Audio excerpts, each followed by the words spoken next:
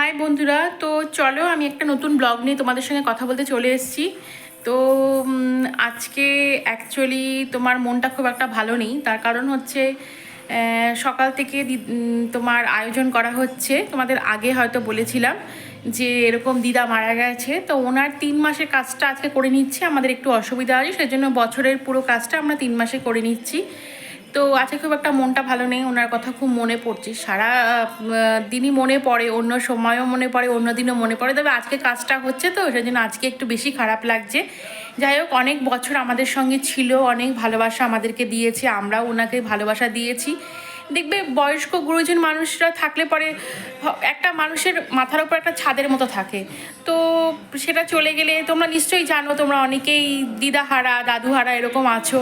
তো আমিও তার মধ্যে এরকমই একজন, তো যে যার দিদা রিসেন্টলি মারা গেছে। তো সেই জন্য তো দেখো, তোমাদেরকে দেখিয়ে দিই। এখন সকাল হয়ে গেছে, তো সকাল বেশ অনেকটাই হয়েছে, প্রায় 10টা বাজে।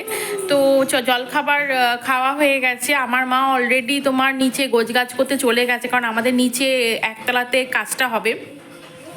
আর আমার যে মোটামুটি তোমার এইদিকে টুকটাক রান্নাবান্নাগুলো আমি সকালে উঠেছিলাম, একটু সকালে উঠেছি, তো সেগুলো হয়ে গেছে।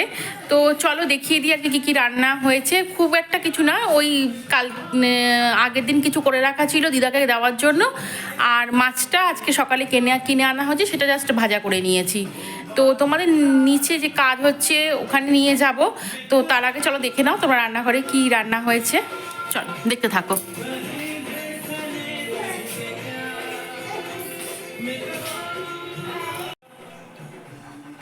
তো দেখো, আমরা রান্নাঘরে চলে এসেছি। দেখো, রান্নাঘরে আমার ছেলের ডাল সেদ্ধটা হচ্ছে। ডাল সেদ্ধটা একটু নেড়ে নিই। হ্যাঁ দেখো, ডাল সেদ্ধটা প্রায় হয়ে গেছে। ডাল সেদ্ধটা প্রায় তোমার হয়ে গেছে ডাল সেদ্ধটা।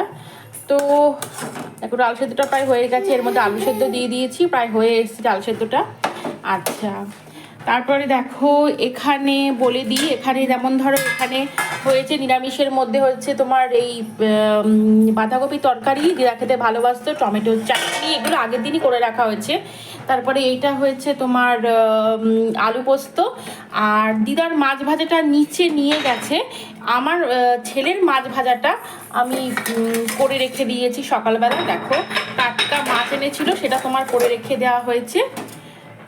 আর এইদিকে হচ্ছে তোমার বিউলির ডাল, তোমরা জানো, করে রাখা হয়েছে। আচ্ছা, দেখো আমাদের ওই আমদি মাছ ভাজা করা হবে, সেই জন্য সেই কাঁচা মাছ ভাজা যখন যে খাবে তো সেই মাছটা ভেজে দেবো। আচ্ছা, এই দেখো আমার ছেলের ভাত রেডি। আমার ছেলে গোবিন্দভোগের চাল খায়, তো সেই ভাত করা হয়ে গেছে। আর একটু তাড়াতাড়ি করে নিয়েছি, পরে সময় পাবো না। আর এই দেখো আমাদের ভাত করা হয়ে গেছে। তো দেখো, মোটামুটি তোমাদের দেখিয়ে দিলাম আজকে কি রান্না হয়েছে। আমার ছেলে মোটামুটি এরকম ধরনের খাবারই খায়। ডাক্তার কিন্তু বলেছে 2 বছর অবধি কোনো নুন চিনি খাবে না, এবং তার সঙ্গে গোবিন্দভোগ চাল আর মুগ ডালটা খাবে, আর অন্য সমস্ত কিছুই খেতে পারবে। তো ওই চালটা আমরা গোবিন্দভোগের করে দিই, আর ডালটা করলে মুগ ডাল সিদ্ধ বা মুগ ডাল এমনি ফোড়ন দিয়ে সবজি ডাল এই সমস্ত করে দেওয়া হয়, যখন যেরকম হয় আর কি। তো চলো দেখতে থাকো। আচ্ছা চলো, আমরা এবার রান্না করা হয়ে গেছে, ডালটা নামিয়ে নেব। ডালটা সেদ্ধ হয়ে গেছে, ডালটাকে নামিয়ে নেব।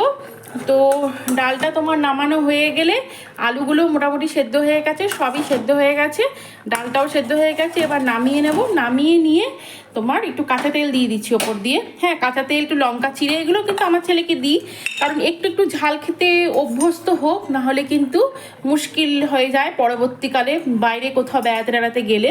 তো আমি তোমাদের সবাইকে বলবো, যাদের বাড়িতে ছোট বাচ্চা আছে একটু করে ঝাল দেওয়ার অভ্যেস করো, তাহলে কিন্তু তাদের তোমার ঝালটা খেতে অভ্যস্ত হয়ে যাবে। তো চলো দেখো, ডালটা হয়ে গেছে, আমি গ্যাস বন্ধ করে দিচ্ছি। দেখো ডালটা হয়ে গেছে, আমি গ্যাস বন্ধ করে দিলাম, থালা দিয়ে ঢেকে দিলাম। ডালটা এখন তোমার থাকুক গরমে গরমে। তো চলো, আমি একটু এখন চান করে নিই। আমার ছেলেকে একটু পরে করাবো, একটু বেলা হলে করবে। আমি চান টান সেরে নিয়ে আমি তোমাদের নিচে গিয়ে দেখিয়ে দিচ্ছি দিদার কাজ হচ্ছে। তো চলো, টাটা, তোমরা ব্লগটা দেখতে থাকো। দেখো, আমরা চলে এসেছি। তো এটা আমাদের নিচের ঘর, নিচেরটা তোমার ফাঁকা আছে। তো দেখো, আমরা তোমার ইয়ে করব, কি বলে, তোমাদের দেখিয়ে দেবো ব্লগটা। এর মধ্যে যে দিদার কাজটা হচ্ছে, চলো দেখতে থাকো।